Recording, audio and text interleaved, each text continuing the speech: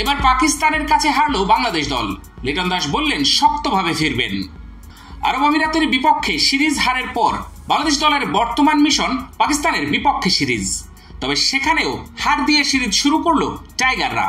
3 match টি-20 সিরিজের প্রথমটিতে পাকিস্তানের বিপক্ষে লিটন দাসের দলকে হারতে হলো 37 রানের ব্যবধানে।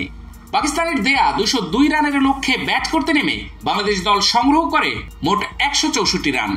পাক পেসার হাসান আলীর বোলিং তোপে 20 ওভারের আগেই গুটিয়ে যায় টাইগাররা। তাজিদ তামিমের 31, জাকের আলী অনিকের 36 এবং লিটন দাসের 48 কেবলই হারের রানই কমিয়েছে। জয়ের জন্য মোটেও কার্যকরী ছিল না এমন ইনিংস। এদিন বড় রানের লক্ষ্যে ব্যাট করতে নেমে ব্যর্থ ছিলেন ওপেনার পারভেজ ইমন। ফিরে যান 4 রান করে। ক্রিজে থিতু হয়েও টি-20 সুলভ ব্যাটিং করতে পারেননি তাওহিদ হৃদয়। রান করতে পারেননি শামীম পাটোয়ারি কিংবা রিশাদ হোসেনরাও।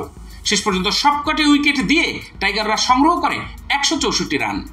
হাসান আলী তুলে নেন 5 উইকেট।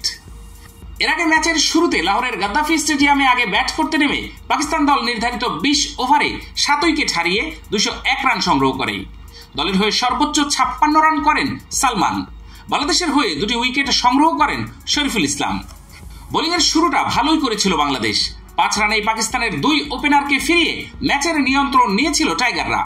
তবে সেই চাপ সামলে দারুণভাবে ঘুরে দাঁড়ায় স্বাগতিকরা। সালমান আলী আগার 50-তে 296 সংগ্রহ গড়ে তোলে তারা। মোহাম্মদ হারিস ও সালমান আলী আগা দুজনে মিলে তৃতীয় উইকেট জুটিতে যোগ করেন 48 রান। তাতে পাওয়ার প্লেতে 2 উইকেট হারালেও 52 রান যোগ করেন স্বাগতিকরা। হারিস ইনিংস বড় করতে না পারলেও 50 পেয়ে যান সালমান।